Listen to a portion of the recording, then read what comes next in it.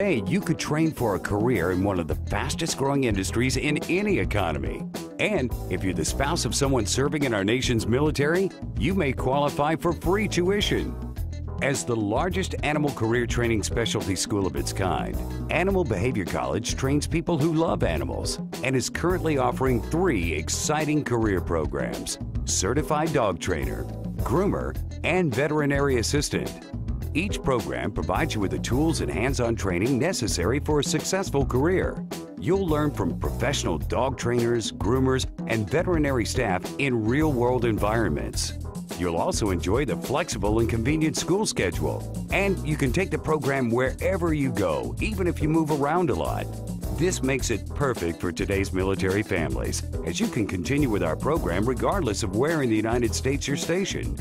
Don't forget, military spouses may qualify for free tuition.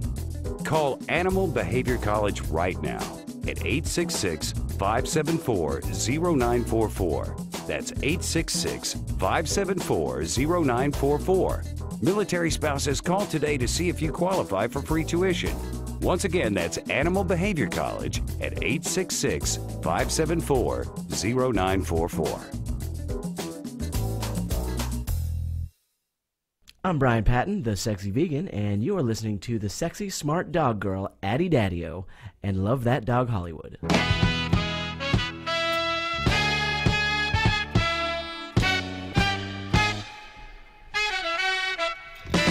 I'm Addie Daddio, and this is Love That Dog Hollywood.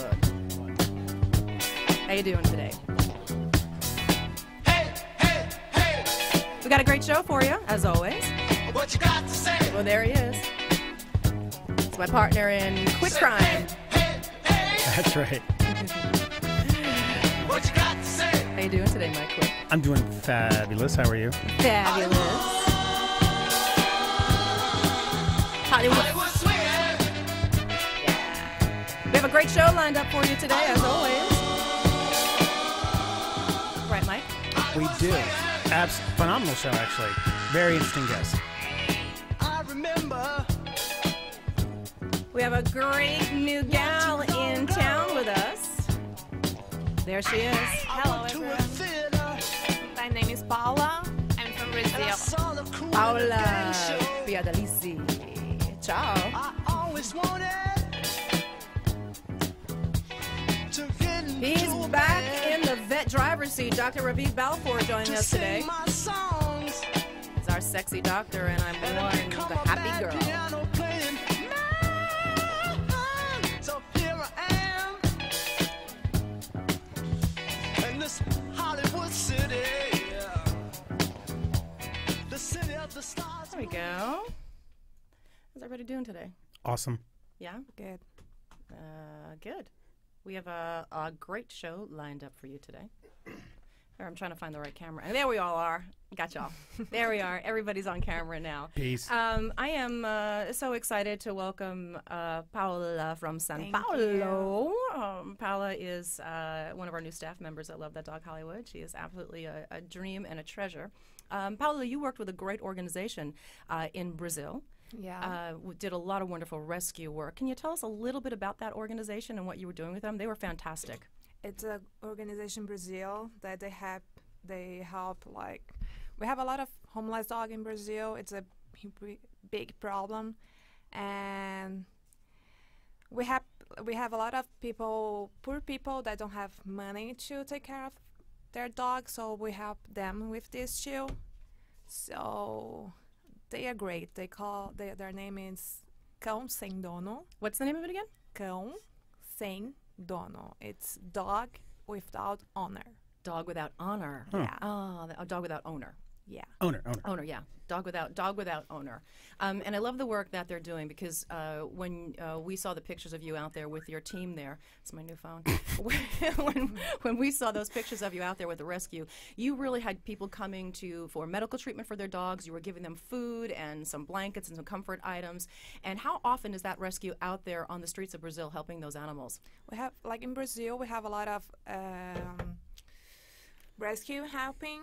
It's not only Cão Sem Dono, but we have many people helping cats and dogs and sometimes horses. Oh, wow, that's fantastic. Yeah. Yeah, that's really great. That's Yeah. really great. Because we have a lot of poor people in Brazil, so they don't have money to take care of their animals, so this organization help them That's to really do great. this. And- And in Brazil, we have a lot of homeless dogs on the street. It's not like here in America that you cannot see dogs in the street. In Brazil, if you go out, you see a lot of dogs on the street. It's amazing. So it's horrible. So It is horrible, and Yeah. of course we talk about just the importance of spay and neuter always. Always. And it's really hard in some other countries to get those spay and neuters happening because of the cost. And there are great organizations out there working in many countries to help bring that there. So we're grateful Yeah. for your work and the work with. Tell me the name of the organization again. Cão Sem Dono. Yeah, well, It's not my organization, but I work for them. And well, it's kind of like when you're with us. You become our family, Yeah. and it's everybody's. It's everybody's organization. You know, it takes a village to save just one, and we need all the hands on that we can. One of the great things that Paula has been doing with us. Paula is a field producer for a television station in Brazil, and she's also field Yeah. producing for us here with our media.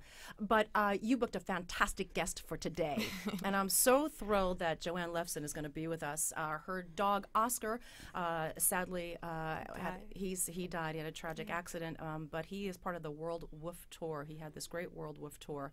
We're going to encourage our listeners to go to that website, www.worldwooftour.com. But how did you stumble upon Joanne and her story? You know, they've been around for such a long time, and Mike and I hadn't heard about them. Right. Yeah, I have my friend, my best friend. His name is Jonas, and he loves dogs too.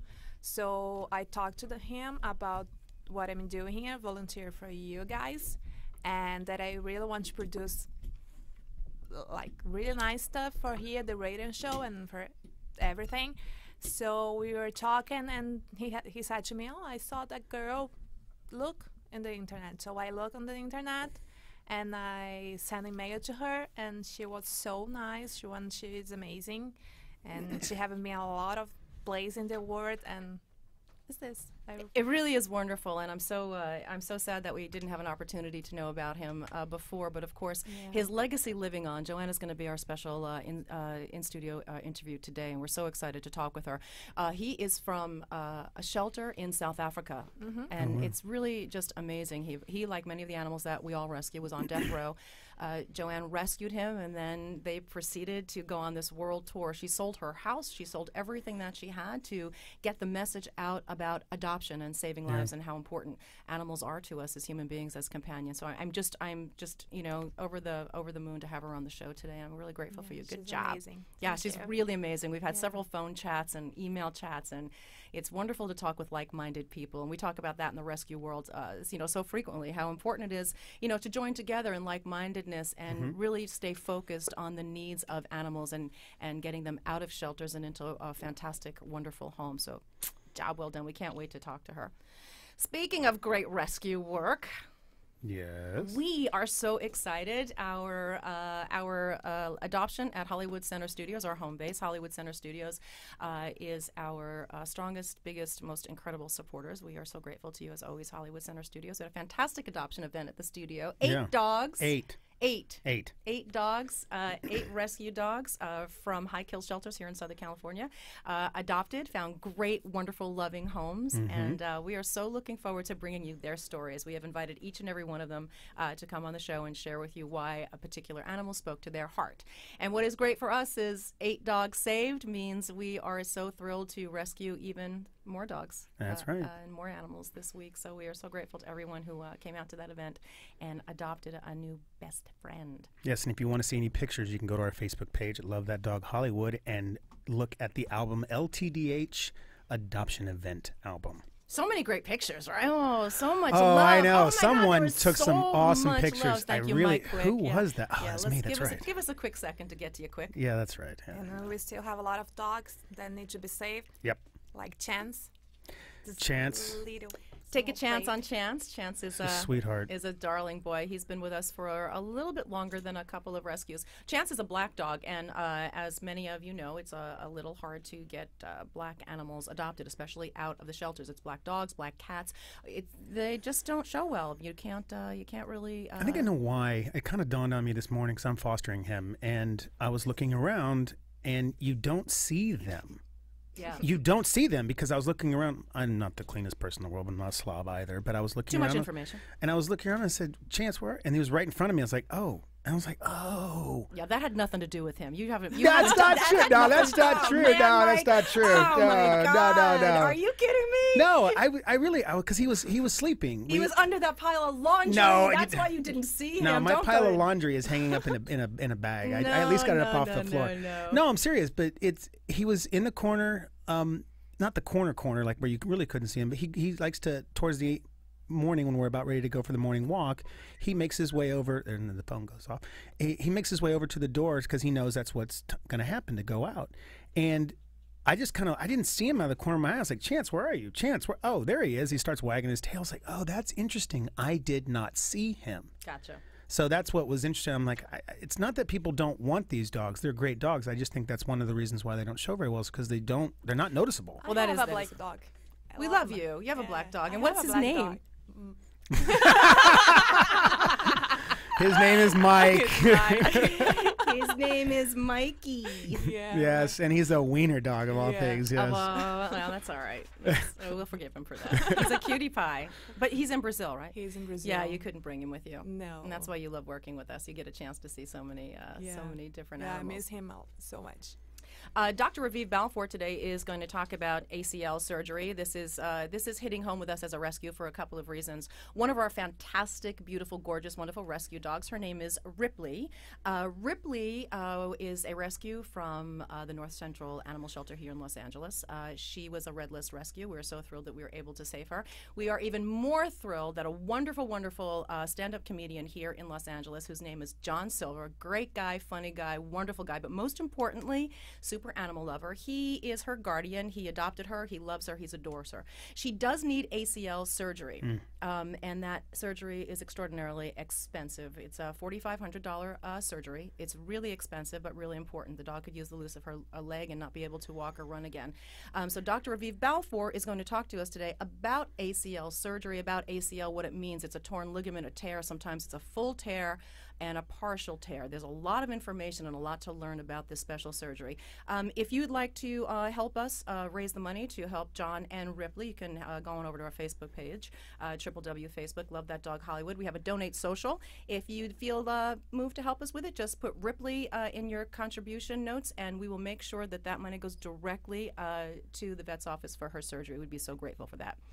Dr. Raviv Balfour is online. We're going to get him now and say a big hello, Dr. Raviv Balfour.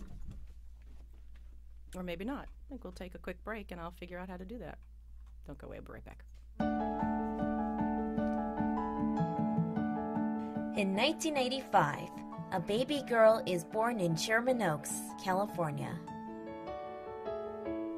Would you believe that this girl would explore her love of animation and decide to found her own animation company at age 11?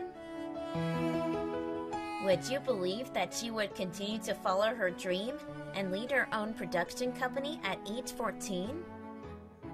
Would you believe that at age 16, this girl travels the country teaching animation workshops to autistic kids? Would you believe that this girl is autistic? Hi, my name is Danny Bowman. This is my story. This is Addie Daddio. Do you know someone with autism? Love them, encourage them, support them. To learn more, visit rethinkingautism.com. This is Francis Batista of Best Friends Animal Society, and you're listening to Addie Daddio on Love That Dog Hollywood.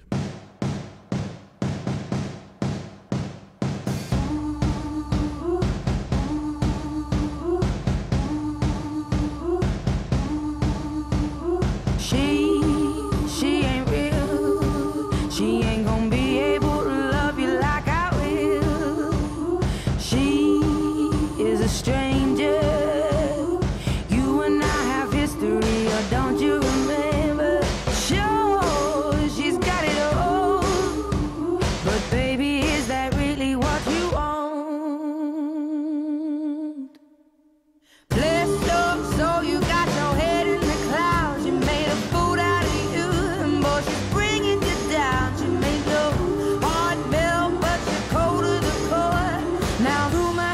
she ain't got your love anymore. Rumor has it.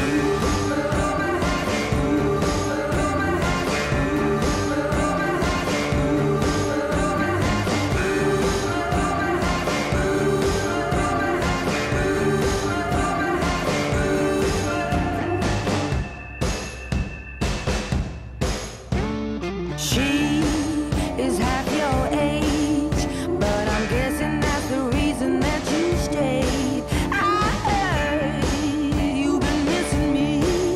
You've been telling people things you shouldn't be. Like when we creep out and she ain't around. Haven't you heard the rumors? It's just left your soul, you got your head in the clouds. You made a fool out of me, and boy, you're bringing me down. You made my heart melt, yeah, I'm cold to the core. But rumor has it I'm the one you're leaving her for. Rumor has it.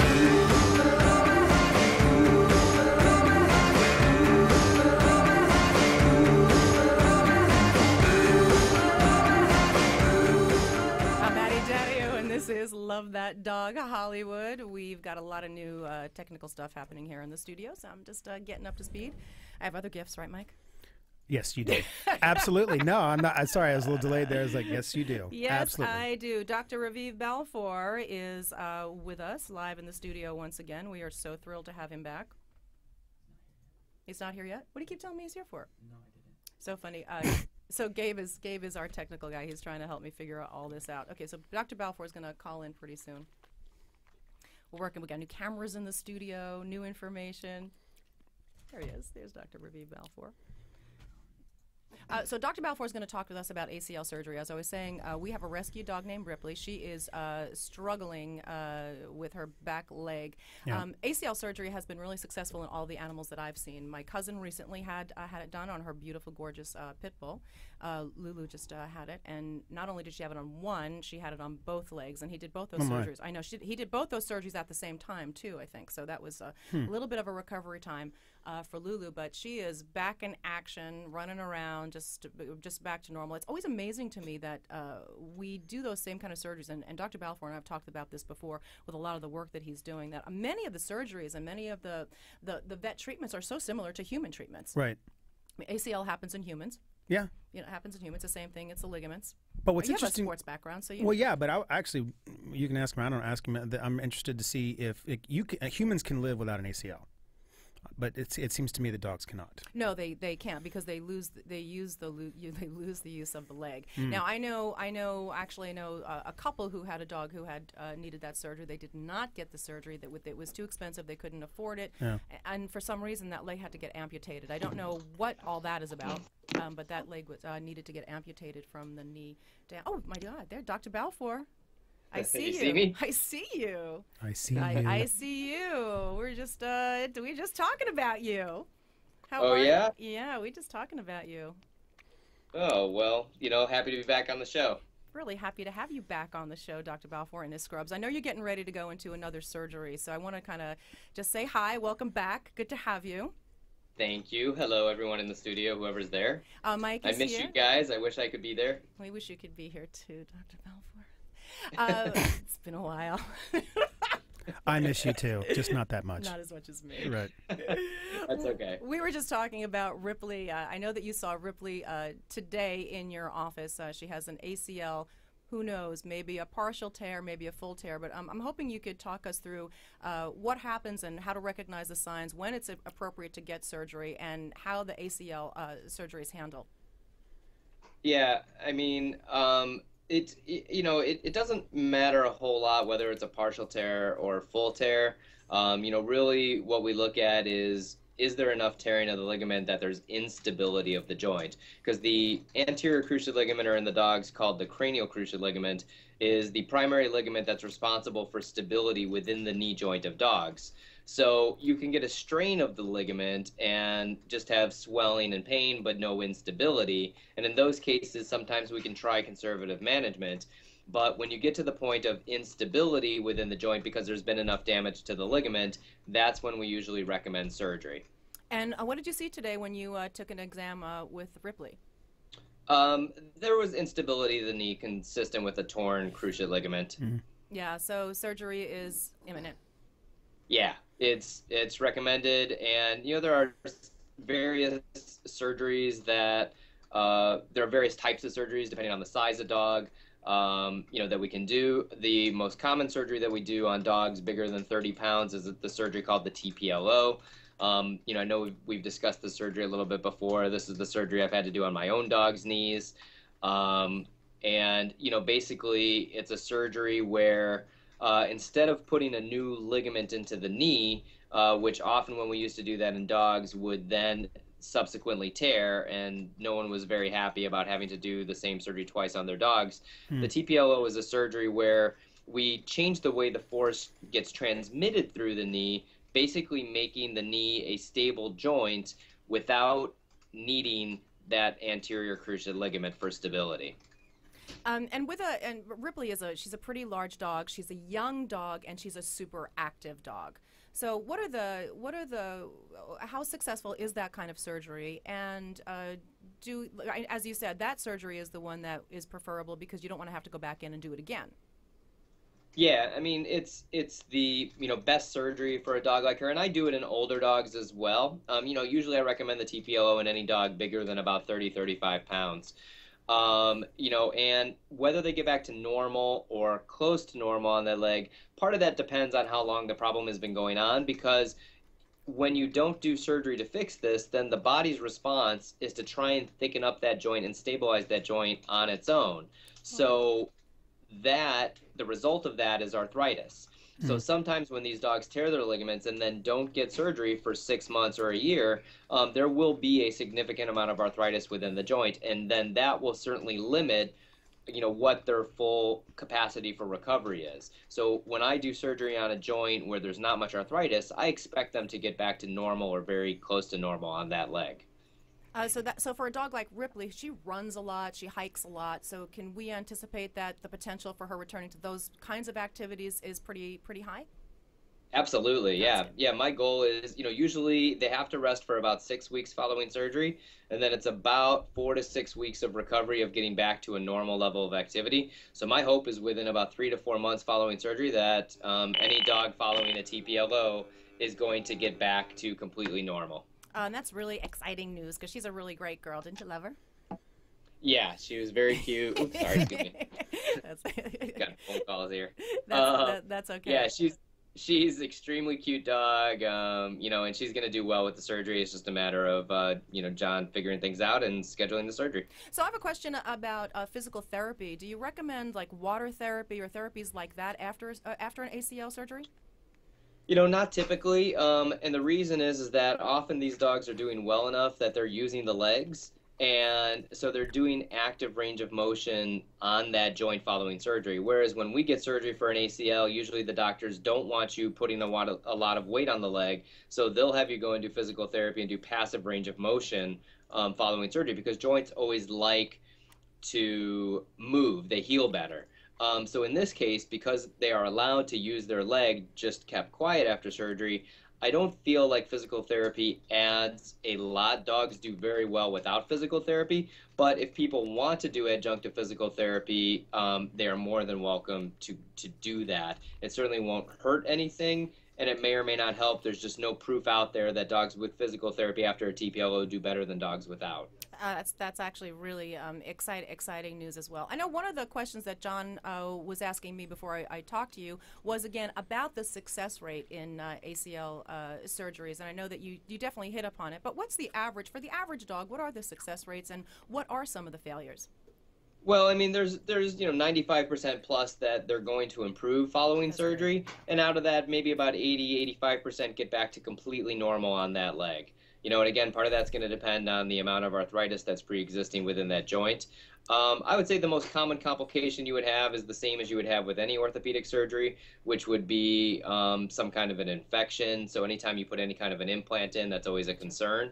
And that's a very minor complication, because if you develop an infection related to the implant, often just once everything is healed, you end up having to remove the plate to eradicate the infection. So I was sharing right before we figured out how to get you on the air, because it only happens with you. Of course. There was a couple that I know who, and I'm not really 100% sure when I think about the story again that it was ACL, but they had said that it was an ACL issue in their dog, and that dog, they waited so long, the dog had to have their leg amputated. Now, is that something that happens? That's never the case. Yeah, that's what I thought. So I don't think that it really was an ACL that they were talking, that they knew what the exact diagnosis was. Oh, yeah, I'm not really sure because that's never the case. So unless there's some other problem or they elected to do that because of trying to save money or something, I don't know, but that would never be my recommendation for a dog with a torn ACL. Okay, and I have another question about the chances of it recurring on another leg. Well, you only have cruciate ligaments in the hind legs, basically what we would be equivalent to our knees. And so there's only, the opposite leg that right now feels good. And, if you look at it, about 50% of the dogs will tear the ligament in their other knee, usually within about a year. And causes for ACL, because I know that John runs her a lot, and he also runs her while he's riding his bike. So I was wondering if there's just a predisposition to ACL, or if there's a trauma that happens, or if there's such a thing as too much overexertion. Yeah, probably a little of everything. There's certainly a genetic predisposition to it, so we do tend to see it in certain breeds of dogs.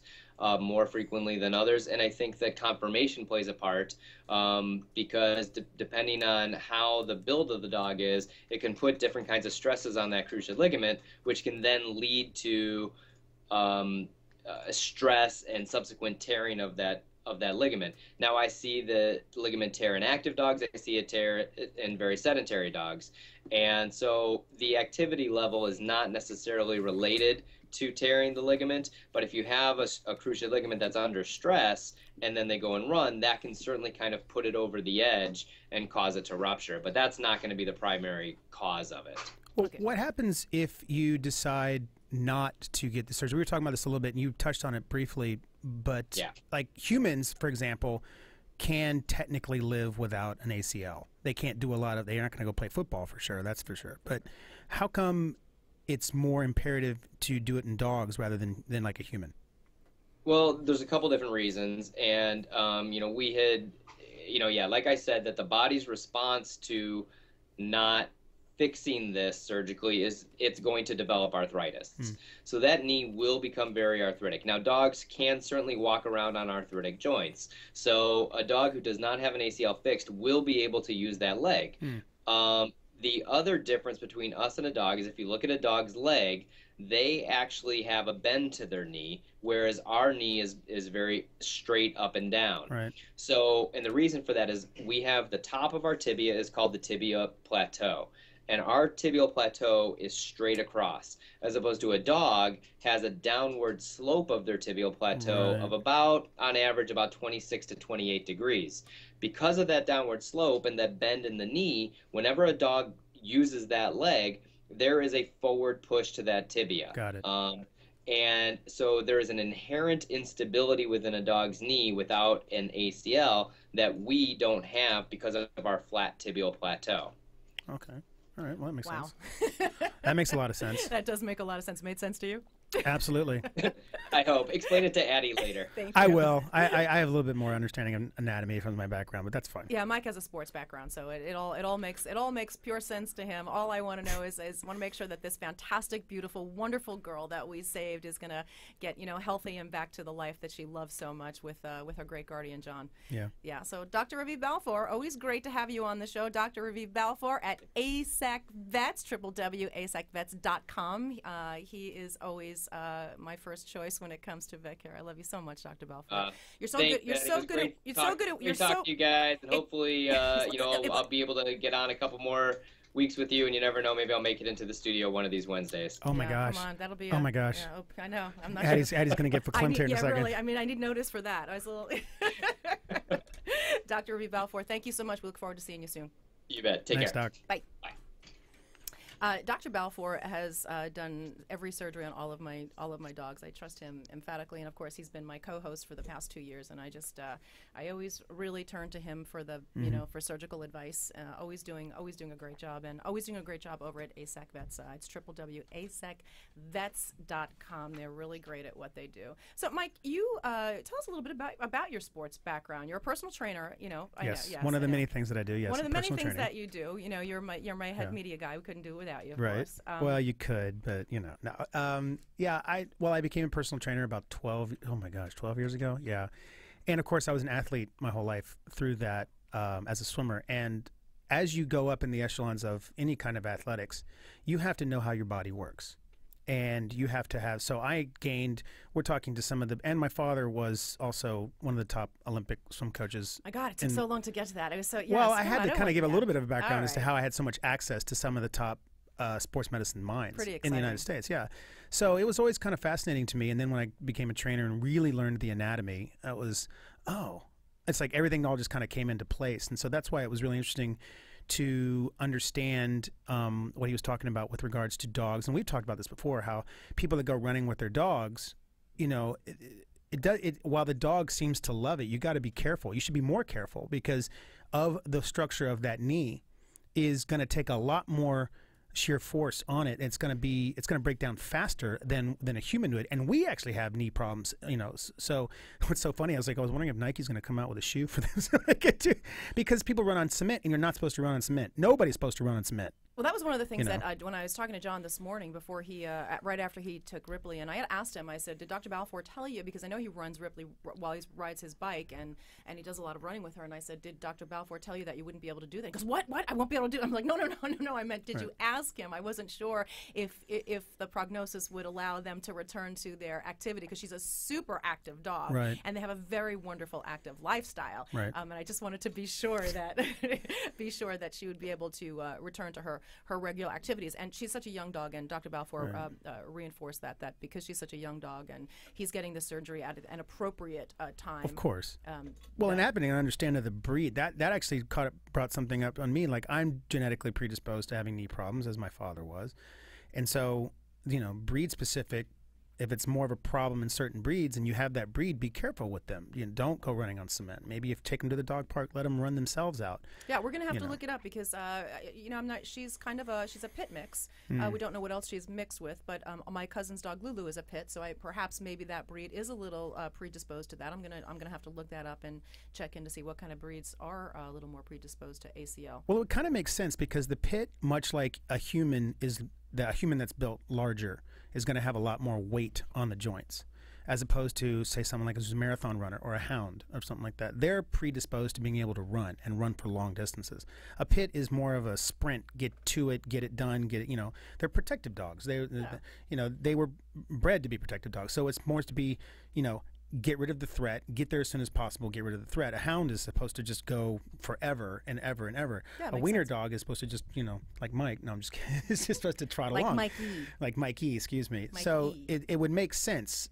Like a big offensive lineman is not going to go run a marathon. His knees would just be destroyed, So I just want to remind you again that we're so grateful to Dr. Balfour. He took a look at our rescue dog Ripley, who is the guardian by John Silver, a wonderful guy, John Silver, great comedian, but more importantly, just a phenomenal dog lover. We love him so much. He did all the right things with Ripley and for Ripley, and we're so grateful for him that we want to help them raise the money to pay for that expensive surgery. It's $4,500 for that surgery. Yes, it is expensive, but we only want to do it once. We don't have to go back in and do it again. So if you'd consider donating, you can go to our Facebook page, www.facebook.com. Love That Dog Hollywood.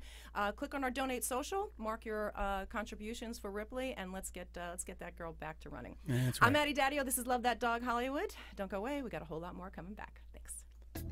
Do you love animals? Do you dream of having a job making a difference in the lives of animals? Well, today you could train for a career in one of the fastest growing industries in any economy. And if you're the spouse of someone serving in our nation's military, you may qualify for free tuition. As the largest animal career training specialty school of its kind, Animal Behavior College trains people who love animals and is currently offering 3 exciting career programs: Certified Dog Trainer, Groomer, and Veterinary Assistant. Each program provides you with the tools and hands-on training necessary for a successful career. You'll learn from professional dog trainers, groomers, and veterinary staff in real-world environments. You'll also enjoy the flexible and convenient school schedule. And you can take the program wherever you go, even if you move around a lot. This makes it perfect for today's military families, as you can continue with our program regardless of where in the United States you're stationed. Don't forget, military spouses may qualify for free tuition.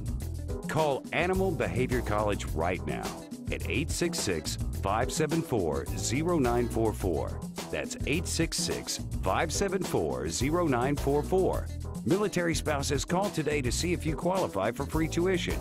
Once again, that's Animal Behavior College at 866-574-0944.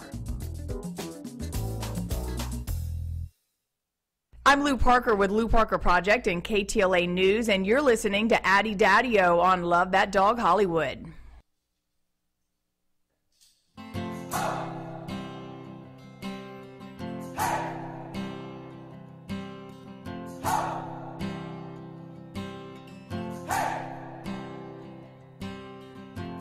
I've been trying to do it right. I'm Addie Daddy. I've been living a lonely life. This is Love That Dog Hollywood. I've been sleeping here instead. I've been sleeping in my bed. Sleeping in my bed. Sing it, Mike. You're on karaoke.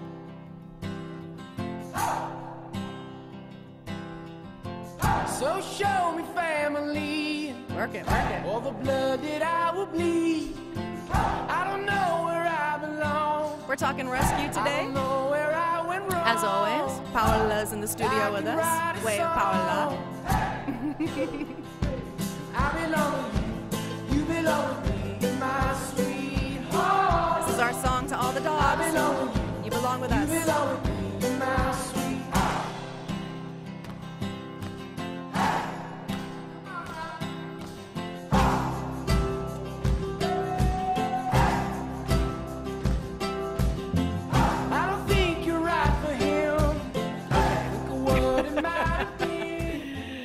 Karaoke, karaoke, karaoke.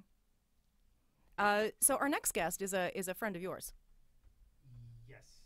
So tell us about Catherine Starr and her organization, and it all kind of fits together because we're going to talk about athletes still. Right. Yeah. Yeah, it's called Safe for the number 4 athletes, and it's about creating. She'll be able to elaborate a lot more on this, but it's about creating a awareness and programming and things that will allow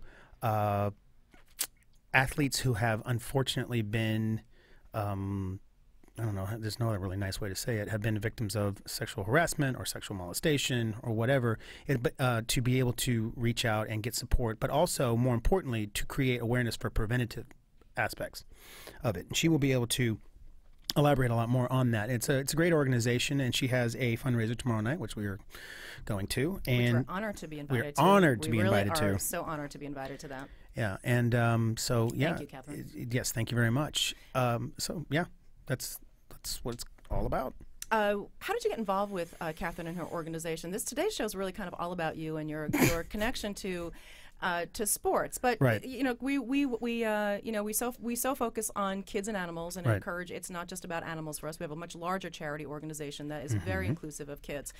So we are always looking and supporting organizations that help kids. Either, like you said, with Catherine's organization, it's huge. Sexual abuse, sexual rape, molestation, anything that happens right. in the sports field. Of course, giving them an opportunity to have a place to go. Right, because a lot of people that have been victims, and across the board, whether you deal with the I'm not going to say, but the religious aspect of it, or in after school programs or whatever, they get attacked and they hold on to it for 20 years because they didn't think anybody was either going to believe them or they said something and nobody did, and there was no kind of screening process in place to make sure that predators of that type weren't allowed to get in contact with them.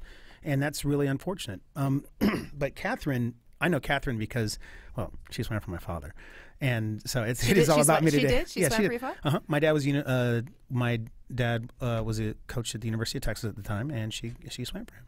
Wow. Yeah, she was also an Olympian for the. I was just going to ask you. And did Catherine go to the Olympics? She did. She had dual citizenship. I think it's for Great Britain. Yes, correct. Thank you. There she is. Catherine, welcome to the show. No, thanks for having me on. You're welcome. I'm going to see if I have you. Do you have your camera on your Skype? You do? No, I can put it on. Do I need to be like more presentable? Oh my God, we got you. Oops, everybody's watching you do that. No, it's okay. You're great. Hi, Catherine. Welcome to the show. Thank you so much for being with us today. Oh no, thanks. I really appreciate it. So just getting our voice heard to one or many. It's such a huge mission because it's a societal change, and we want to help these kids have a voice out there. So I want to ask you: were you yourself a victim of sexual abuse, harassment, or rape? All of that. Yes. I want to, because when we start foundations and organizations, at that time, Catherine, was there anywhere for you to go, and how did you process that, if you were in fact able to process that? Well, first question is, there was nowhere for me. The place for me to go is my, 14-year-old friends, and you're going to get 14-year-old advice. Right. As much as your friends are supportive, and usually the process goes something like this: don't tell anybody. Oh, right. Right. So now you sort of held your friend in captivity to your secret as well, which is just as harmful. And then as far as, like my experience, I was not just sexually abused. I wasn't just raped. I was actually consistently, over the course of my swimming career, one would call it quid pro quo, but I was sexually harassed and kept off of teams for not conforming. Wow, that's crazy, Catherine. That is absolutely crazy. So now that when did you actually go public with that kind of with the information? And going public, did that affect the rest of your career and everything else that you were doing? Well, I never came forward when I was swimming. It was so because it wasn't like I felt like isolated and that I was the only swimmer. And with this particular person, I felt, he was the head Olympic coach for Great Britain, and I had a desires to switch to swim for the U.S. But there was really there's no voice at the top. There was no outlet. There was no place to go. There wasn't an infrastructure in place, and there's barely an infrastructure now for you to go and have a confidential conversation and not fear of retaliation. Right. And it's not just only in swimming or in sports, but that's been across the board for decades when it's come to sexual abuse or rape, or especially with children and sexual violence. Yeah, and there's an added little extra, in the sports world. So in the school system, they have a lower standard of law, and this is where math is helpful. So in the criminal system, it's beyond a reasonable doubt. So let's just put a percentage on that. Even at a very low percentage, it wouldn't be any less than 90% sure that that it happened. In the school system, it's what they call preponderance of evidence, which is 50% and a feather, right? So that's a 40% difference of information gathering that you would need to prove your experience in this. The coach, certainly in volleyball, you can be swimming for a high school, doing volleyball for high school volleyball, and then you have the same coach who's doing this in, open amateur sports, the exact same activity. And while they may be fired for it and be reprimanded for it and face, punishment for the amount of information that can be gathered, the same thing would not be true in the exact same coach, the exact same practice, but on a different month. Wow. So I have a really, I think the deepest conversation I would have with you about this whole experience for you is, when was it rape, or being the victim of rape, changes your life, and it changes, I think, who you would have become had you not had this experience. Your life just takes on this whole other way of being because of what you're keeping hidden, what you haven't dealt with, all that stuff that you keep repressed and deep down. When were you able to finally address those issues and come out to the other side of it? Well, and of course, I realize you've now asked this question 3 times, and I've sort of jumped around it. So, and and I think that's still part. And I say that in the sense of like, it's only recently since I started this organization have I gone public. But the pain. So I've been sober for 14 years, and so. Well, I'm 45. I got sober when I was in my 30s, when I was 30. And it was the intensity, like prior to that, my life existence was so minimal. It was just this pain of this. And it was a big public case that was going on over in England. And, the more and more I heard about it, the less and less I thought anybody would care about me or do anything for me or about the issue. And so then I got sober and thought, oh, well, that was the problem. I needed to, just, pursue that life. But the pain of this experience in the career, because it was throughout my entire swimming career, the pain of this experience just wasn't going away. And I thought to myself, the best I could do is to be there for another who's experienced anything near this, because it's just too difficult to go alone. You need support. You need support out there if this has happened to you. And you need to be able to put better measures in place to give kids a voice where we do believe them, and to give them a pathway to be able to speak up, because we often don't even know the words. I couldn't tell you that when I was 14 that I even knew what the word rape is. And I know we have more education around that now, but I just didn't know seriously what really had happened to me. All I knew was that my swimming career was affected and I wasn't going to meets, and that is what hurt. Wow. Yeah. That's pretty. That's it's a really difficult topic. It's really difficult to talk about, and I'm so grateful for you for being able to share as much as you're able to.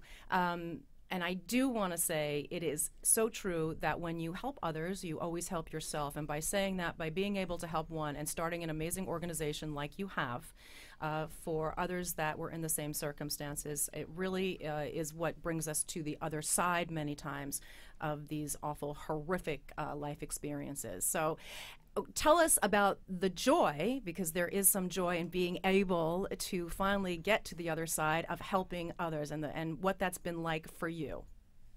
Well, I've had, anytime you can help somebody, it's just a selfless act. So you have sort of a moment of reprieve away from yourself. And it's to be able to help.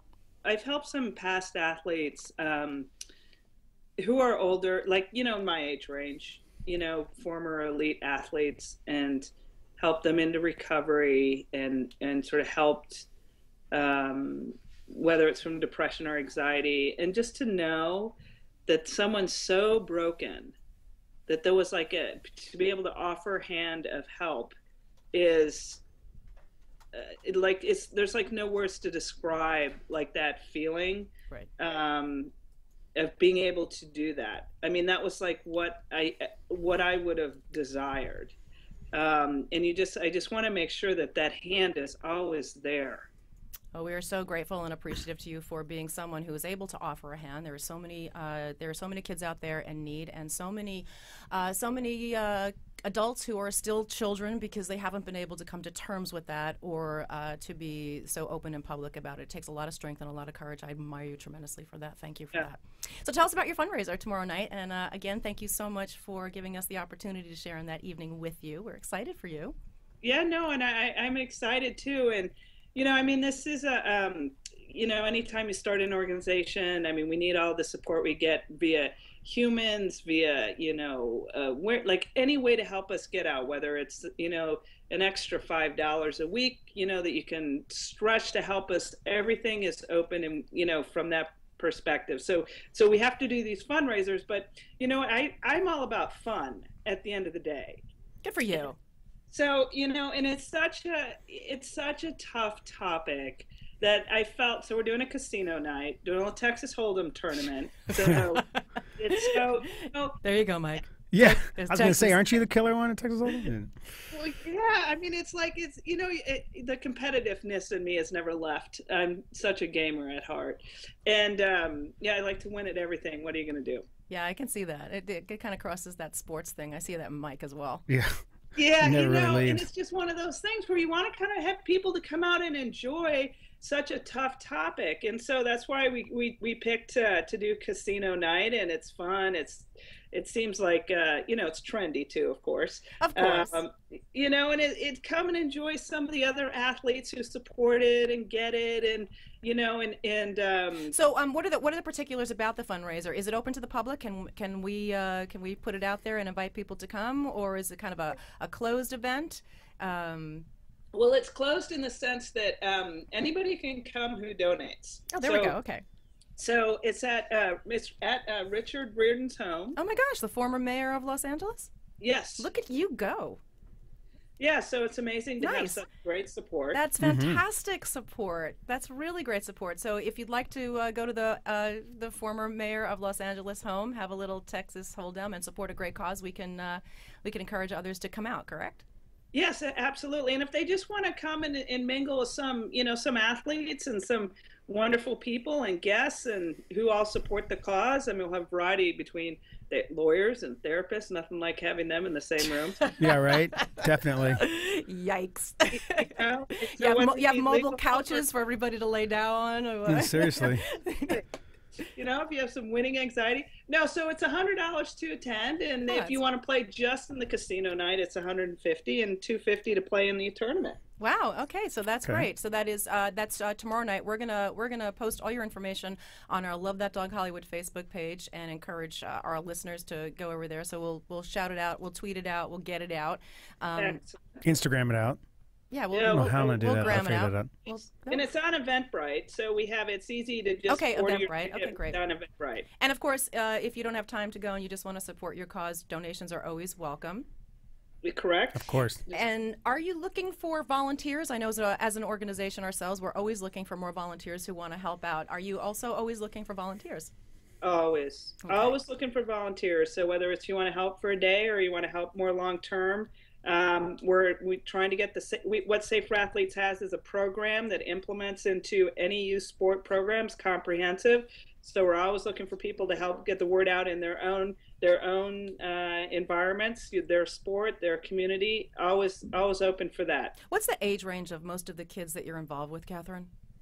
You know, since it's kind of sports, you know, like I just implemented this program actually with a different former coach, Mark Schubert's program down in Huntington Beach, and I spoke to kids from 6. There was a one day 6 through 14, and that was a very catered to that community. And then it was 13, the older kids that were like 13 to 22. It's a whole different way that I communicate to them, but the same message about, you know, the bullying and the harassment and the sexual abuse, all the abuse. We talk about it in a way in a language they can understand. So it's the whole range of sports, to be honest with you. Okay, that's really great. And I just have a question for you about the kids that you meet. Have you had that moment where there has been a young child that has finally been able to maybe approach you or someone in the program and say, hey, this has been going on in my life? I haven't had the young child, but I've had the parents. Wow. Parents come to me, kids still teenager. And often what happens in these environments, I've seen a pattern, and the kid, the young girl was, or boy, but this case was a girl, is similar dynamic as you walk through. The young girl was molested over a period of a couple of years with the coach, never spoke up, you know, didn't have an issue, comes forward, speaks up. Coach gets fired because of this mishap of the difference in the standards of law and the people involved in the timeline it takes. So the coach now is off in another coaching environment, and the other kids that responded and were swimming fast under these kids are now bullying the kid who was molested. Yikes. Wow. So it goes beyond just being so, because they've lost their coach. They've lost what they perceive to have been what was getting them their ticket to college, or their whatever it was that they felt that they lost as a result of this coach leaving. And so it's a really complex environment. How can you combat that with the bullying that possibly happens after the fact? I mean, it comes out that this was going on. It wasn't like they fired him and it was like, well, he had to move on to another job, right? The reason is out there, right? Correct. So how can you I don't know, how can you get people to understand this was a horrific event that happened, and I'm surprised this person is actually employed coaching and being around kids again. That's even more atrocious to me. But it's just takes that long to go through the system versus Safe for Athletes. You implement Safe for Athletes in the system. Yeah. You don't have to. You can then fire if they violated a Safe for Athletes policy. You're not just firing them. You're listing what they violated within the policy. So if they went to another club, it would be listed on on the Safe for Athletes website saying this person violated this part, and whether this. Let's say if it was sexual abuse, they violated it. But he doesn't have a criminal record, and he's not in any sex offender databases, and he wouldn't get there because of the difference in the standard of law. Well, can the parents press charges? I mean, he molested this young girl. Well, I mean, it's a he said, she said case. Right. Oh. And that's what happens very often with children. It becomes he said, she said, and children crack under pressure. And then what happens is you don't know with kids. Law enforcement gets involved, and then with kids, a lot of times it just all becomes kind of convoluted. You don't know what becomes the truth. Is somebody feeding them words to say? It is one of the biggest, deepest, darkest messes of our society. That's my take and on that's why you need advocates to walk you through it. Yes. Yep. And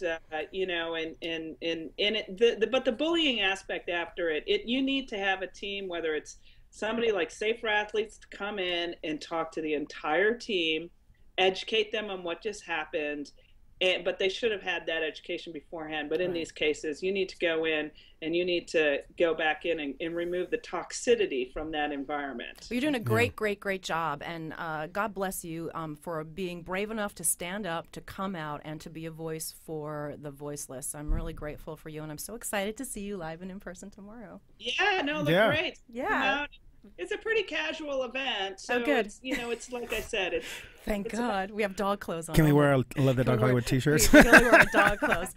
Kids and animals are closest and dearest to my heart. So whenever we can help kids and our animals, we are so grateful. We are so grateful to you, Catherine. Thank you so much. It is. We look forward to seeing you tomorrow. And the organization is Safe, the number 4 Athletes, safeforathletes.org.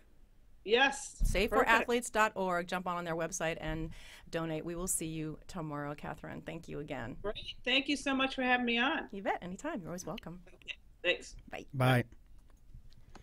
Wow. Heavy stuff, but very necessary. Yeah. Unfortunately, unnecessary though. But it's just it's crazy. It is crazy. It's a really tough topic. So we're gonna post all of Catherine's info about her organization and what she's doing to help kids in sports. For you to take a look at. I'm Addie Daddio. This is Love That Dog Hollywood. Getting back to dog talk in just a second. Don't go away. We'll be right back. Do you love animals? Do you dream of having a job making a difference in the lives of animals? Well, today you could train for a career in one of the fastest growing industries in any economy. And if you're the spouse of someone serving in our nation's military, you may qualify for free tuition. As the largest animal career training specialty school of its kind, Animal Behavior College trains people who love animals and is currently offering 3 exciting career programs: Certified Dog Trainer, Groomer, and Veterinary Assistant. Each program provides you with the tools and hands-on training necessary for a successful career. You'll learn from professional dog trainers, groomers, and veterinary staff in real-world environments. You'll also enjoy the flexible and convenient school schedule. And you can take the program wherever you go, even if you move around a lot. This makes it perfect for today's military families, as you can continue with our program regardless of where in the United States you're stationed. Don't forget, military spouses may qualify for free tuition. Call Animal Behavior College right now at 866-574-0944. That's 866-574-0944. Military spouses, call today to see if you qualify for free tuition. Once again, that's Animal Behavior College at 866-574-0944. This is Francis Batista of Best Friends Animal Society, and you're listening to Addie Daddio on Love That Dog Hollywood. I'm Addie Daddio, and this is Love That Dog Hollywood. Mike Quick in studio with me. Paola from Sao Paulo.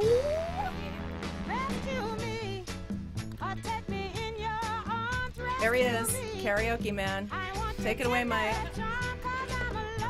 There he goes. Media Mike going wild. Mike gone wild. Yeah.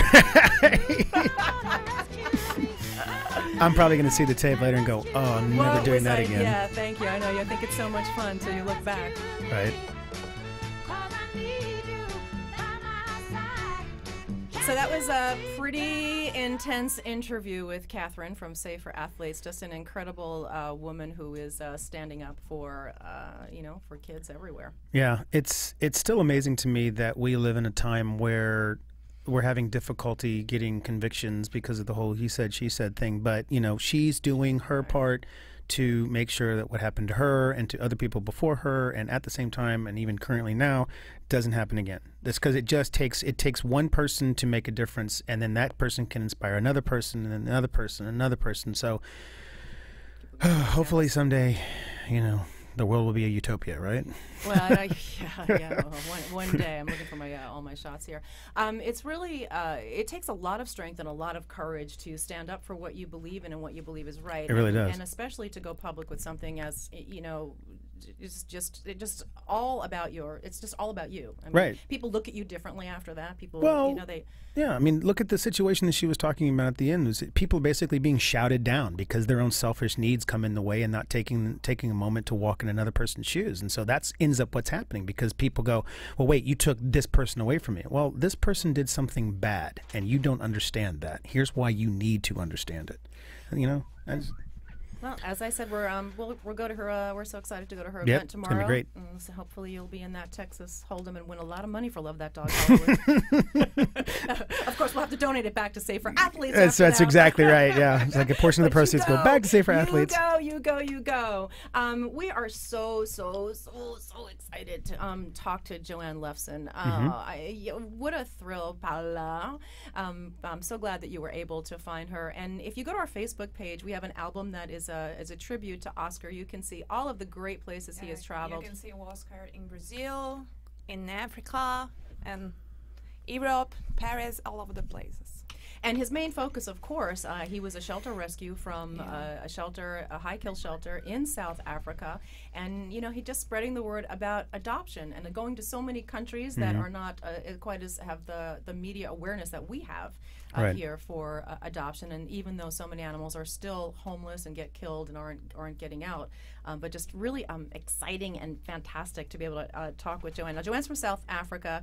She was in San Francisco yesterday and the last couple of days. Today she's in Vegas. Wow. So she's still, she's still out there sharing the message and getting the word out. Vegas actually needs, from what I understand, some word getting out a little bit more so than other places, but it's just that's what I've heard. I mean, it just there's some issues with the people like the spay neuter aspect and everything like that. I don't know. That's just what I've heard. I could be wrong. Don't want to spay and neuter everywhere. It's always kind of You just had a spay and neuter conversation. I did. Just the other day. When I turned to the guy and I said, "They're not your testicles."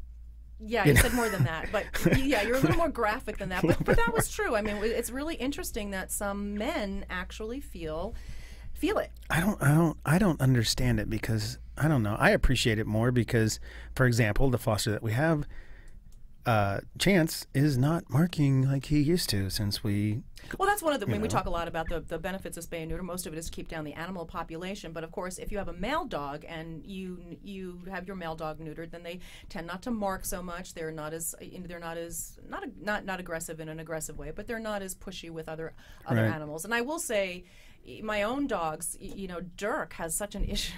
They must know. Dirk has an issue with other animals that are still intact. Yeah, I'm sure it has something to do with some sort of pheromone that they can smell that we can't, and it's and then maybe a little bit of jealousy in there. Like, hey, you still have yours? That's not fair. Yeah, I wonder what we'll have to talk to Dr. Balfour about that. Yeah.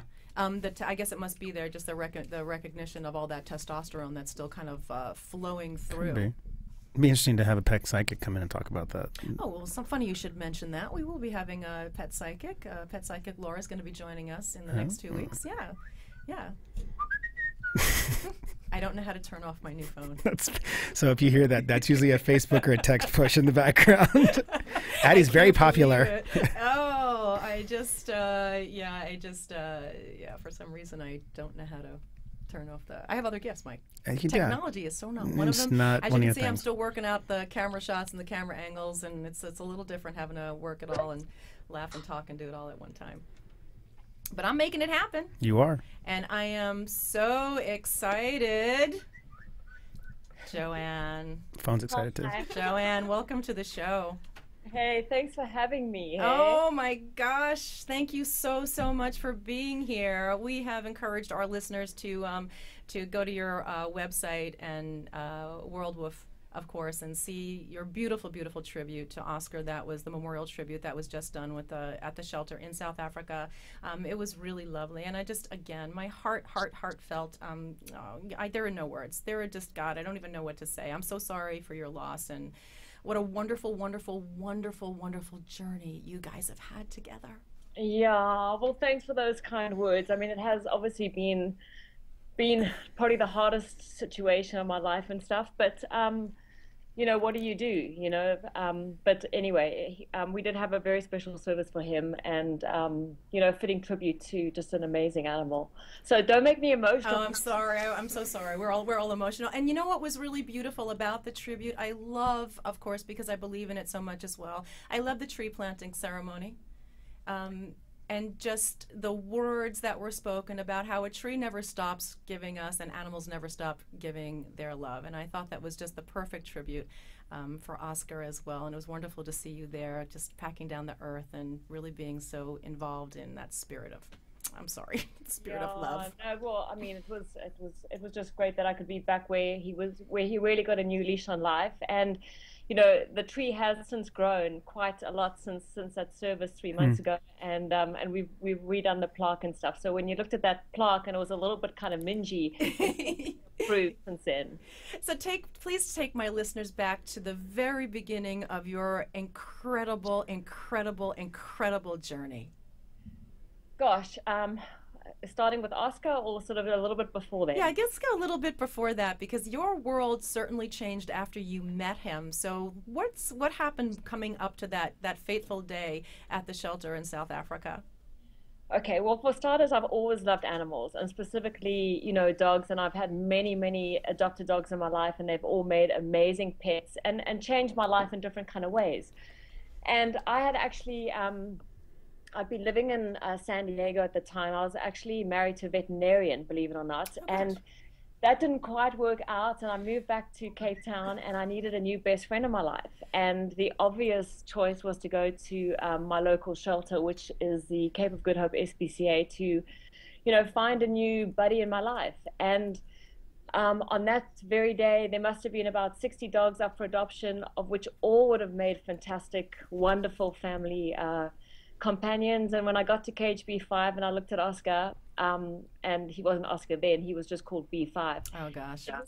It was just love at first lick. It was just we had a connection, and literally 3 days later he was sleeping on the couch watching TV, eating free range chicken for dinner and stuff. So we talk about it quite often, about how they choose us. So was that what happened? Did the former B5 just totally see you and that was it? He chose you?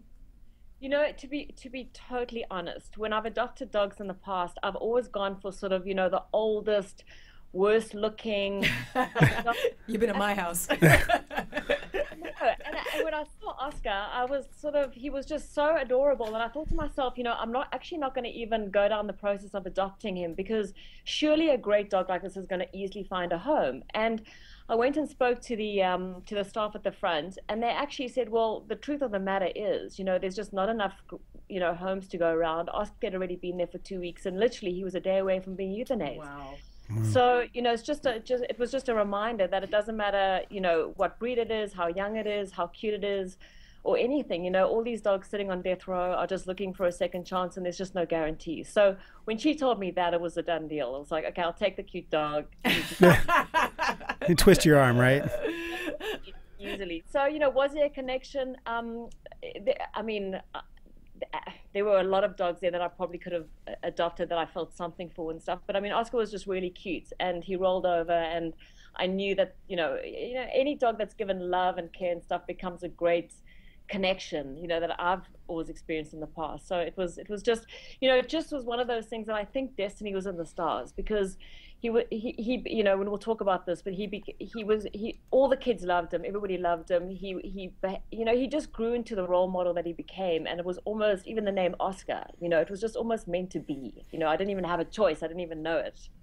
So his World Woof Tour, I want to just remind everybody, it's worldwooftour.com, worldwooftour.com. You have to check it out. So this was an extraordinary thing for me to even look at. And I was telling Paula's here in the studio with us, of course. I was telling Paula how grateful we were that she discovered you, and I'm so sad that I didn't discover you sooner on in your journey, but thrilled that you'll be able to take us through the beginnings of how you decided to do this, how he became such an ambassador for animals everywhere.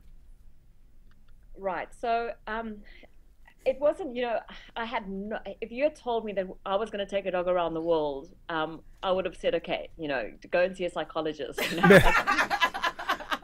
This is why the vision is revealed in tiny increments, Joanne. We would run for the hills if we knew. I saw an interview on you. In fact, if you tell me that now, I still have to kind of hit myself to think that I have to look at some of the photographs to believe that it actually happened at all. But how it really happened, it grew into itself. It was, I adopted Oscar, and I took him everywhere. We were, if I went for coffee, if we went away for a weekend and stuff, I would always take him with, whether I had to sneak him in a suitcase or we would just hang out together. And everywhere I went, people would stop me and ask me, what kind of a dog is that? Because he was just, he was so unique and so adorable. And, I'd always, they'd always want to know what kind of breed he is so that they could go and maybe, get a similar looking dog. And every time I said, well, he's actually, from the SPCA and he's an adopted dog, the reaction was always the same, and that was that people could not believe that such an amazing, great dog was available at a shelter. Yes. Yeah. And it drove me nuts because, I'd volunteered at the SPCA many times, and I knew that amazing, great dogs were available there. But the public perception was that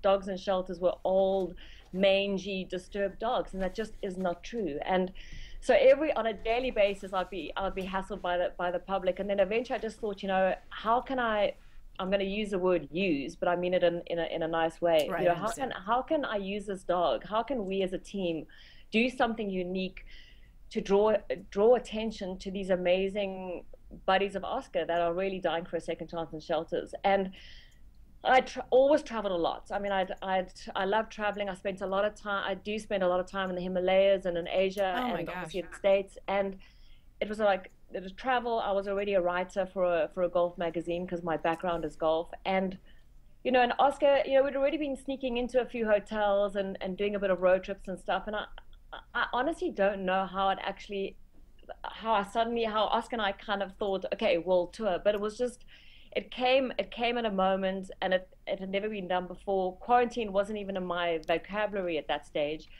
And, the idea came. I had a few meetings with some with one animal travel company to see if it was viable, and it was a go.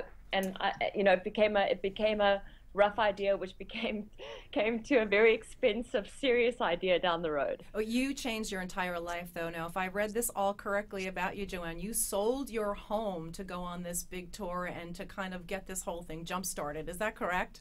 Correct. Yeah, I love you. Can I just tell you, you're a woman after my own heart. I love you for that. When passion all comes together. Did your friends think that you were out of your mind? Well, my friends had run away because I didn't have time.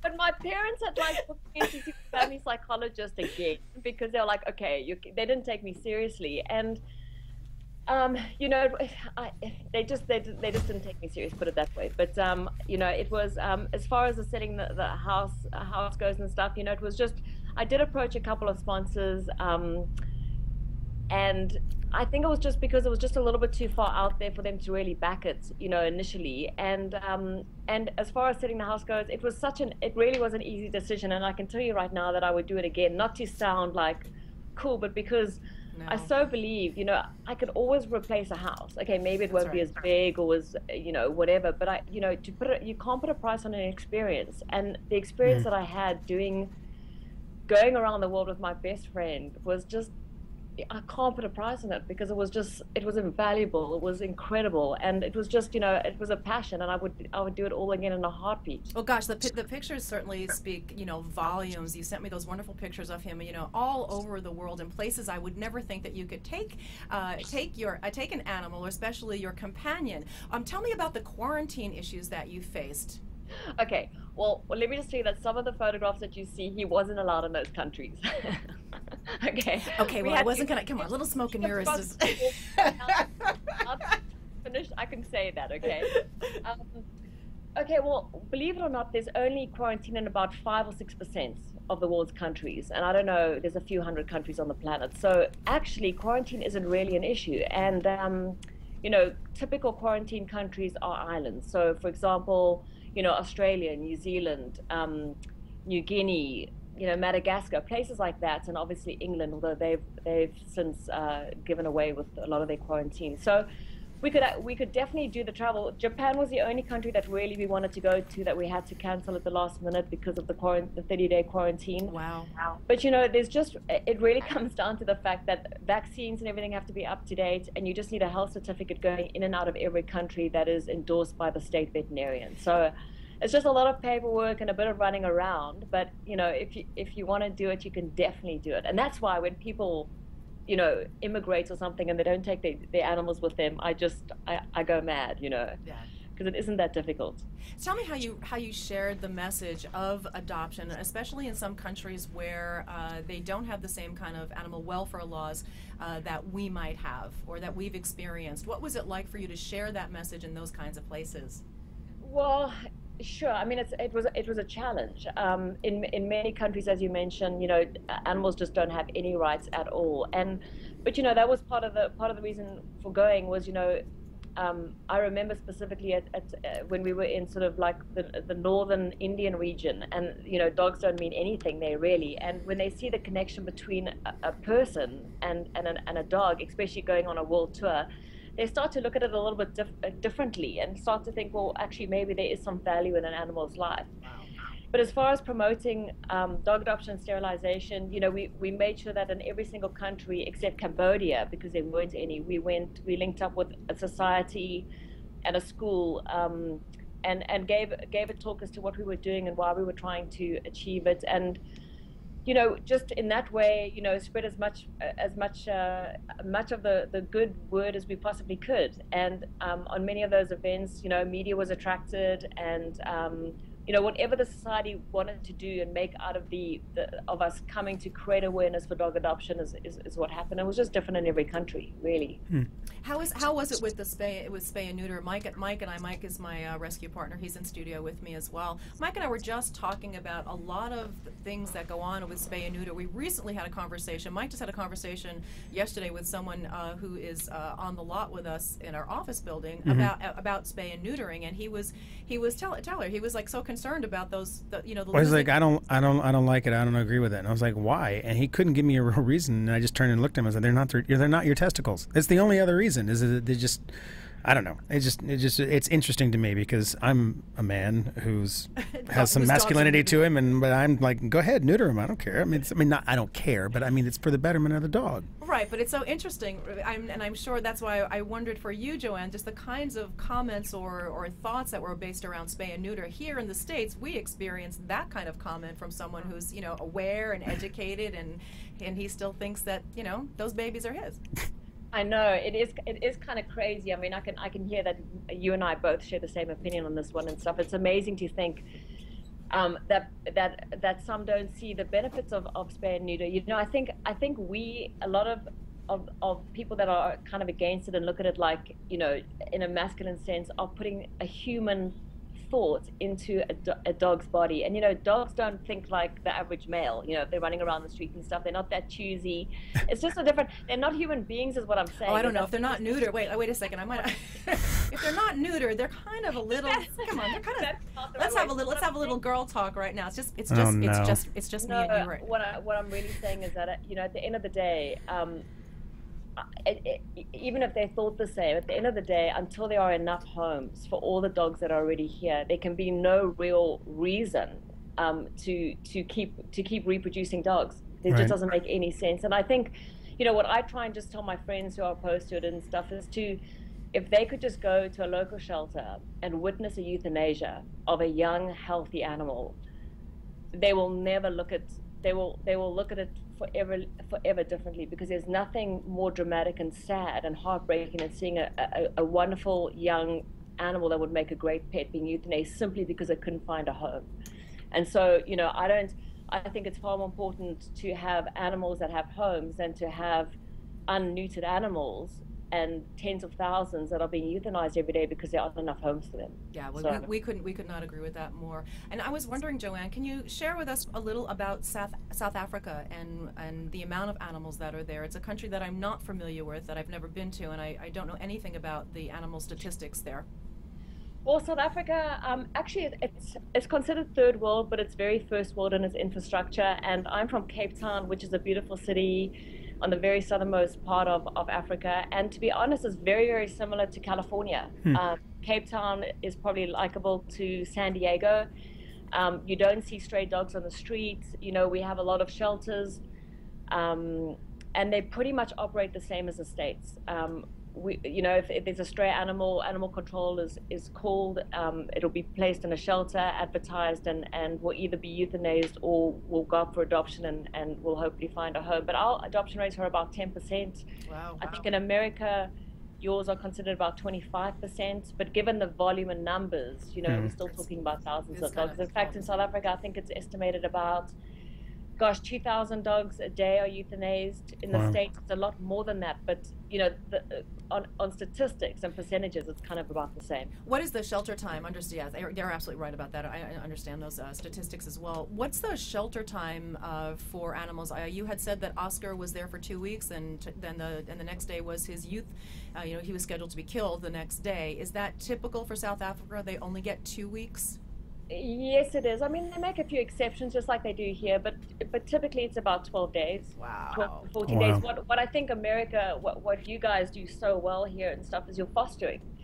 I was on Pet Finder the other day, which is fantastic, and they, we don't have those, we have like the kill shelters predominantly, but we don't have the feed shelters that come in and take the excess animals to no-kill facilities and then foster them out. So, we just don't have, I mean, it's my goal down the road to get more involved with that and to bring that to the light. But, it seems to work really well here, and it certainly saves a lot of animals. So is that kind of on your new bucket list of things to bring to South Africa? Perhaps a no-kill facility or a way to have a fostering system?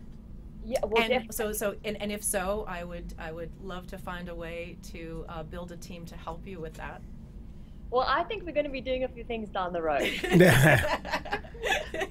You're in Hollywood, okay? So anytime you want to do something crazy, it's got to happen in Hollywood. So I should definitely see you soon. Yes. But to answer your question, definitely want to get into more of the fostering awareness side of things.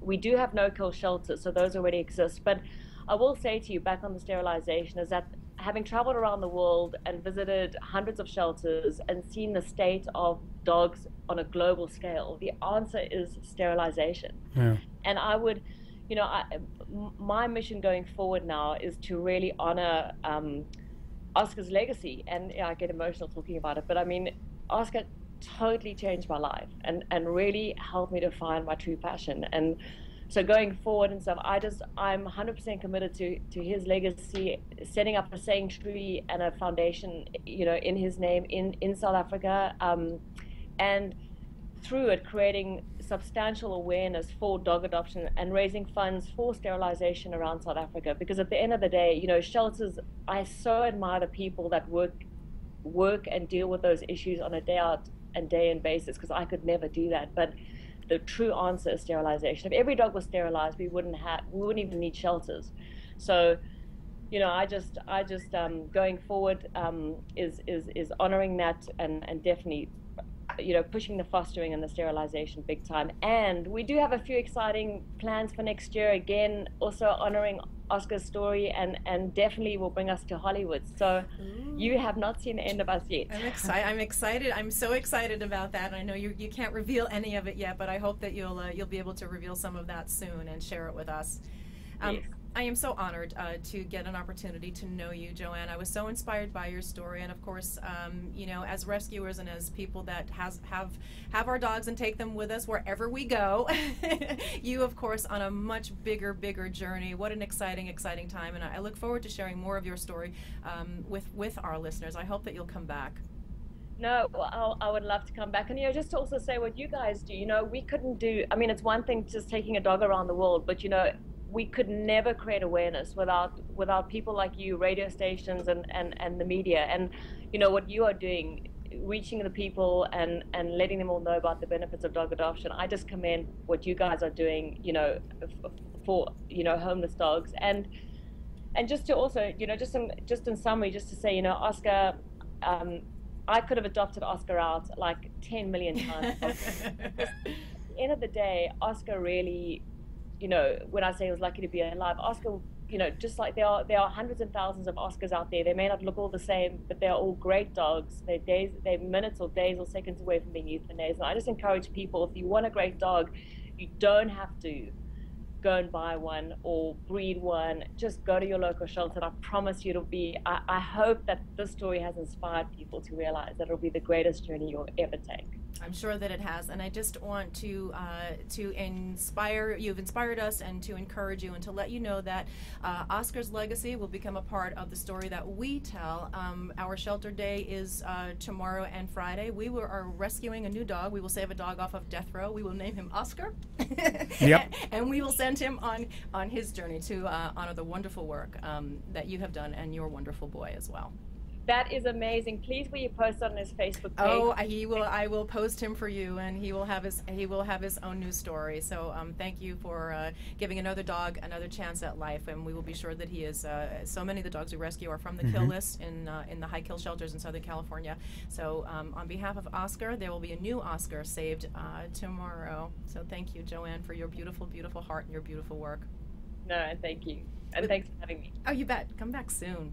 Yes. Okay. Be well. Talk to you soon. Okay, bye. Bye-bye. Oh my gosh. Just what a beautiful, wonderful... It's so interesting how people find that passion that can be so impactful. It's just that they're just going along their normal life. Some could call it mundane. Hers did not seem like it was mundane, but anybody. And then they come across this being or this entity or this person or whatever, and then it inspires them to do what she did. Yeah, it's not just, it's amazing the things that inspire us in our lives anyway. It's not just, as you said, it's not just animals.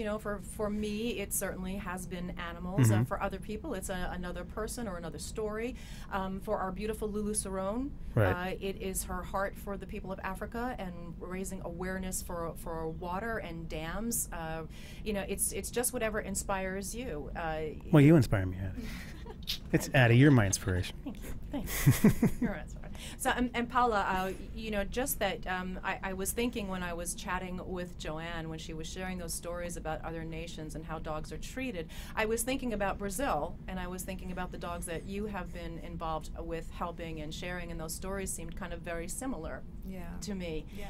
I felt, Because in Brazil, we are like third world, so like South Africa, we have a lot of problems. So we have a lot of homeless people and homeless dogs. And the same time, you can see like the people want to have dogs to be their friends, but they don't have money to take them to the vet.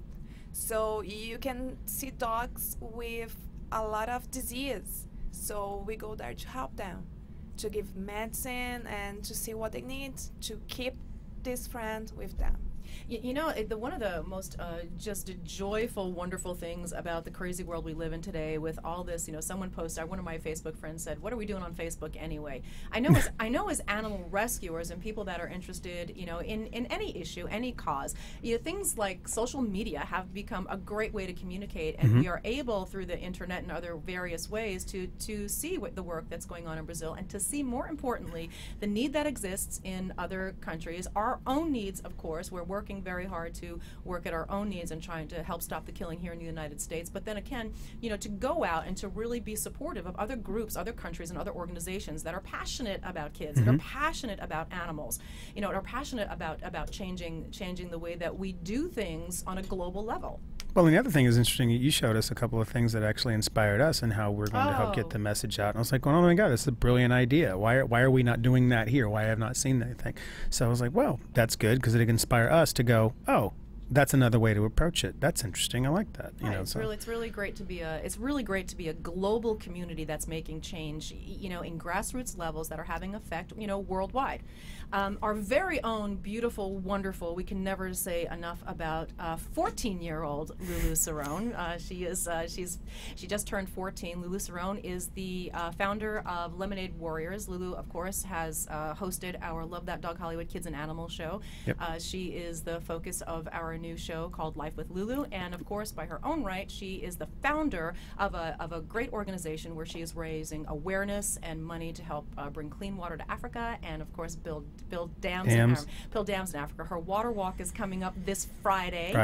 It's her annual water walk for her own birthday. She celebrates her birthday by giving back. It's a philanthrop party.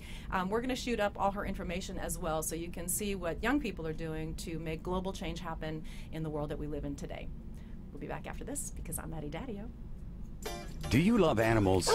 Do you dream of having a job making a difference in the lives of animals? Well, today you could train for a career in one of the fastest growing industries in any economy. And if you're the spouse of someone serving in our nation's military, you may qualify for free tuition. As the largest animal career training specialty school of its kind, Animal Behavior College trains people who love animals and is currently offering 3 exciting career programs: Certified Dog Trainer, Groomer, and Veterinary Assistant. Each program provides you with the tools and hands-on training necessary for a successful career. You'll learn from professional dog trainers, groomers, and veterinary staff in real-world environments. You'll also enjoy the flexible and convenient school schedule. And you can take the program wherever you go, even if you move around a lot. This makes it perfect for today's military families, as you can continue with our program regardless of where in the United States you're stationed. Don't forget, military spouses may qualify for free tuition. Call Animal Behavior College right now at 866-574-0944. That's 866-574-0944. Military spouses, call today to see if you qualify for free tuition. Once again, that's Animal Behavior College at 866-574-0944. I'm Brian Patton, the Sexy Vegan, and you are listening to the sexy, smart dog girl, Addie Daddio, and Love That Dog Hollywood. I'm Addie Daddio, and this is Love That Dog Hollywood.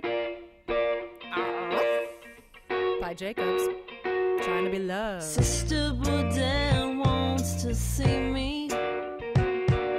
Shake it, don't break it down the hall. They are so concerned reflection, something on the wall. They don't know. Sing it, Mike. Sorry, Pi, I don't know the words to your song. But I like it.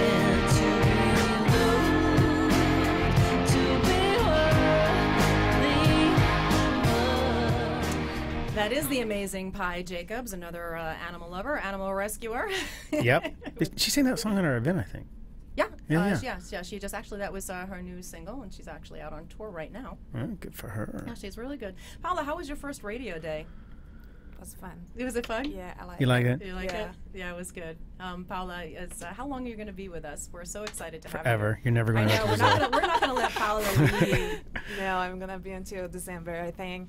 I need to come back. I need to see Mike. Yeah. To come see me. Yeah. To see Mikey. That's right. She's actually talking about her dog, not me. One of the things that we were talking about during the break was how do you actually, it's always a good question and people always ask us, and right now I have a family that's looking for, they're looking to rescue a dog to be a companion for their other dog. So I think one of the things that people always ask is how do I know it's the right dog? How do I look for a shelter dog? There's a lot of stigma, as even Joanne was saying, about shelter dogs. They can't believe that they can't believe Dirk, ever since I got Dirk. Yeah, you got him from a shelter? Yeah. It's like nobody, he was, I got him on his last day, of course, and nobody was interested in him. But as soon as I start trotting my beautiful corgi mix around, everybody's like, I love corgis. I want a dog like that. Can I get a dog like that? Right. And there's so many great animals at the shelter. But I think you were just saying, he said that's a good question because I have no idea because my rescue was kind of thrust upon me. That's true. With Nikki, I mean, she's a great girl. She's still a puppy. She's got. You figured out. Mike, you're going to say that when she's 10. I know she's still a puppy and she's a great girl. However, she's like really she's a little high strung. She's a little high strung. She is a little high strung. Yeah. And that's one of the things that I'm working with this family is they have a purebred dog. They have a little Australian Shepherd miniature mix, and it's a work dog. Really high. He's got a lot of energy. It's a work dog. So the dog is so busy herding the mom around. Well, your Maggie does that. When I take her for a walk, she's got some Shepherd in her. She's Aussie. She's Aussie. She's an Aussie. Okay. She's an Aussie mix, and she's probably Aussie Border Collie Springer Spanielish as well. So she's got lots of herding dog in her. And one of the things that I was sharing with this family is that there are so many great things you could do with herding dogs, but they do need a lot of exercise. Like those dogs. I mean, I take my herding dogs, to a place in Malibu where you can herd them with sheep. And it's just really phenomenal. It's a great place called the Drummond Ranch, and you can make an appointment, and they can, toss your little herding dog in the ring there with the sheep. But they change; their disposition totally changes. Yeah, it's really just a great thing. But it's important to find the right match. Right. And this is what the conversation we were having in the office yesterday was. We have a family; they want a match for their dog. They give us all the information. They fill out the questionnaire when we're looking for a dog. And when you come back to them and you say, "Okay, so this is the kind of dog I think would work best," they're like, "Well, no. We want that one. We want to get that cute little dog that you have." No, right. Right. So you kind of have to go back a little bit and show them the cute dog that that isn't gonna work. Right. And try them bring a dog with the right personality. So we encourage you to always go as a family to adopt a dog, and it's not always it's not always based on looks. It's really based on what are you looking to do. If you're looking to run, hike, you're looking for a lap dog. It's all different kinds of qualities that that you're looking for when you're adopting an animal. And the shelters are fantastic here in California. You can take the dog out. They have little areas. You can play with the dog. If you have another dog, you can bring your dog. You can see if it's gonna work out. So many times it takes a little bit of time. Thanks. Yeah.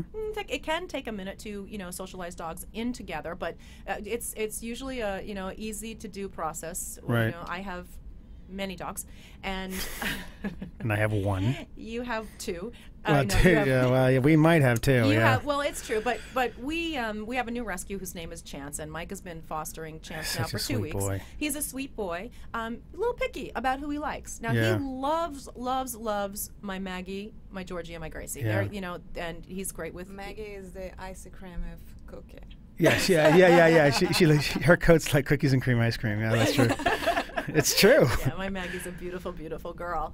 But he gets along great with that portion of my pack. Yeah. And but he didn't like. We recently had a poodle, We had a Yeah, we had he a didn't like- labradoodle. We he had didn't a like him. labradoodle that got adopted out just recently. So happy for But you know Harry. what? Yeah, it's what I'm learning is that they could be the best dog and run around with other dogs, and there's just some breeds you don't know why they don't like them. Well, it's just like people. I think we tend to right. That's true. It's just like people. We tend to forget that dogs are like us. They're kind of gravitate towards other Right. people, and yeah. So you just want to be careful. So it's really good. You can go to the shelter, take a look around. We love for you to adopt. We rescue every week.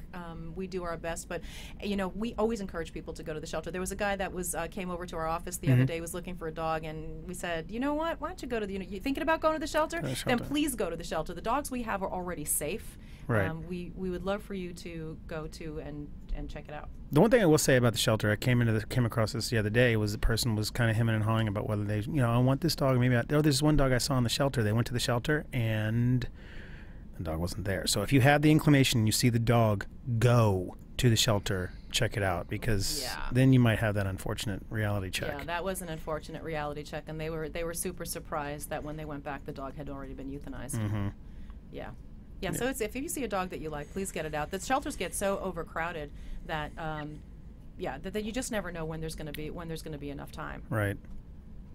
Yeah, it's yeah. I mean, but the thing, the interesting thing was, we were just talking about this. I have a friend who found her soulmate in a dog. His name is Einstein, and she's had him now since, oh my gosh, she's got to be like 12 years old now. But he's such a sweet dog.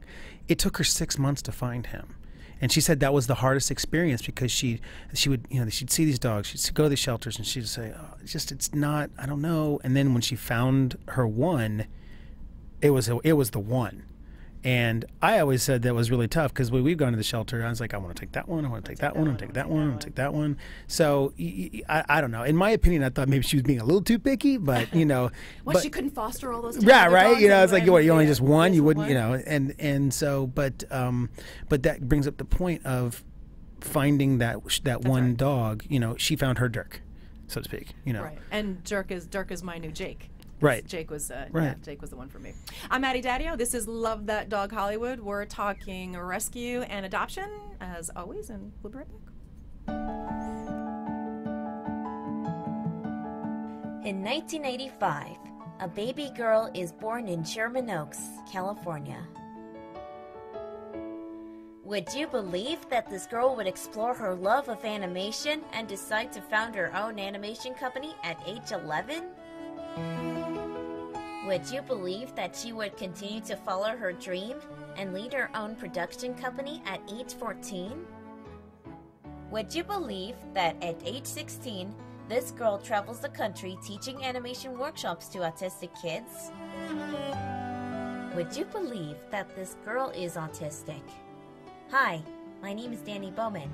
This is my story. This is Addie Daddio. Do you know someone with autism? Love them, encourage them, support them. To learn more, visit rethinkingautism.com.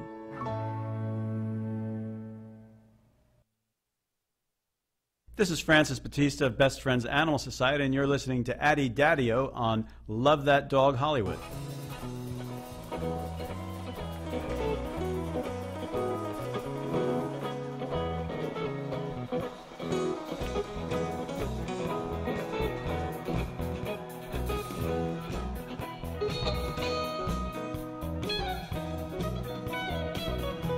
I'm Addie Daddio. This is Love That Dog Hollywood. It's a little Grateful Dead.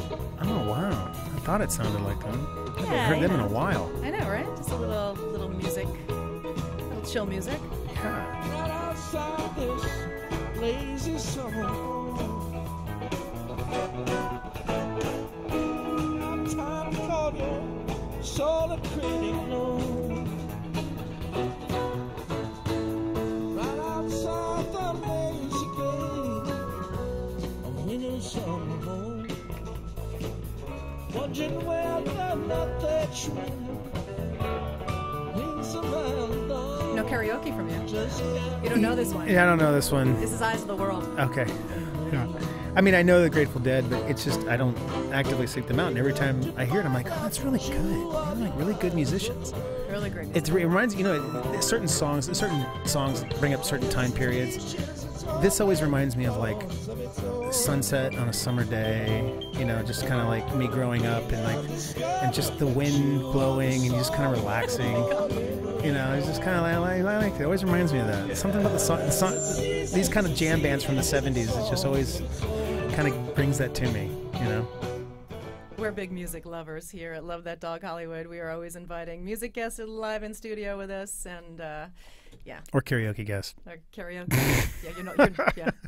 Or just karaoke. Or just karaoke in general. I just want to remind everyone again to go to the World Woof Tour. You can find out more about Joanne and her wonderful, wonderful experience and journey with her dog, Oscar, from South Africa. Such an amazing story. Mm-hmm. Really enjoyed that, and I'm so looking forward to spending more time with her and seeing what's next on the horizon. Seeing what's next with that one. I know. Yeah, you just never know. It's so interesting. Love That Dog South Africa. Love That Dog South Africa. I'm all about it. I'm all about that. I'm all about expanding the love. Love That That's Dog right. Brazil. Yes. That's right. I like That's the way you right. think. That's right. Obrigada. Poor Paula. I was trying to. Paula is really, her English is much better than my Brazilian Portuguese. So I was trying to write to her. Yes. Her English is better than my English. I mean, she come on. was trying to send me emails in Portuguese, and I think she thinks that I am a man. I don't know why. Because in Portuguese we have different way to speak with a girl and different ways to speak with a guy. So she sent me emails. She sent you the because all my Brazilian friends have been. She sent you the masculine form, so the feminine form. I'm learning. I'm learning. But the fact that you even wrote it in Portuguese and didn't use Google Translate, which I accused you of, but then you slacked me down for that. But since you did that in Portuguese, I'm like, that's pretty dang good. Got to give yourself a little credit on that one. Yeah. Call the girl a girl. Girl is a girl. Yeah, we'd love to have Love That Dog. Love That Dog Brazil, Love That Dog South Africa. We would just love for people to love animals, animals, kids and animals everywhere. And it's exciting to get an opportunity to even, just experience anything more globally. We try to really, really try to get the word out. We are gearing up, believe it or not. Christmas isn't that far away. Our annual Love That Dog Hollywood annual event in December is well underway in the planning, and it is going to be an absolutely extraordinary event this year. We have had so many wonderful, wonderful people come out and want to kind of help us and build awareness for animals. It is an LA Animal Services event where you have the opportunity to have shelter animals come to you and adopt right then and there. So I want to gear you up to get ready in December. We are always looking for volunteers. If you are interested in volunteering, being part of that event, or being part of anything that we are involved with, you can shoot us an email at love, L-O-V-E, love at lovethatdoghollywood.com. That's right. It is right. We're gearing up for a comedy show, too, because it's fun to have a fundraiser. I have so many wonderful, wonderful friends that are, in fact, stand-up comedians, and they are lending their gifts and their talents to help us to put together a great fundraiser for our wonderful dog, our rescue dog, Ripley, and some other dogs that we have had in vet care. So we hope that you'll come out for that comedy event as well. We'll give you all the details when those guys get in the studio. We're going to have a big comedy day. Yes. I know. I'm excited. I am excited. I'm excited. Yeah. But once again, I have other gifts. Anytime my stand-up comics go no, that was not funny. Addie, you're very funny. Thank you, Don't Mike. don't cut yourself short. See, that's what I keep telling them. That's what I keep trying to tell them. Yeah, they're like, don't quit your dog job. Oh, speaking of play on words, it was so funny. She said, Joanna was talking about Leash on Life and Love at First Lick. That made me smile. I was like, that's awesome. Yeah, Love It Leash First on Life and Love at First Lick. Love it first lick. I like that. Yeah, that's all. It's all really We're good. going to have to steal that. Thanks, Joanna. I appreciate it. We're not stealing. We're not borrowing. stealing. We're borrowing. We're Yes, borrowing, exactly. And we're sharing. Sharing. We're completely. That's true. We're completely sharing. So we have lots of events coming up. There's always wonderful dogs that are for adoption on our Facebook page. Love That Dog Hollywood. We love social media. We use it. Is really just love all the input, and we love your comments as well. So please, you are allowed to comment on our page, and please post your pictures. We have Love That Dog Hollywood. We are Love That Dog Seattle, and we have Love That Dog New York. We have been able to transport and find homes for wonderful animals here in Southern California and both those other places. And we look forward to doing more of it.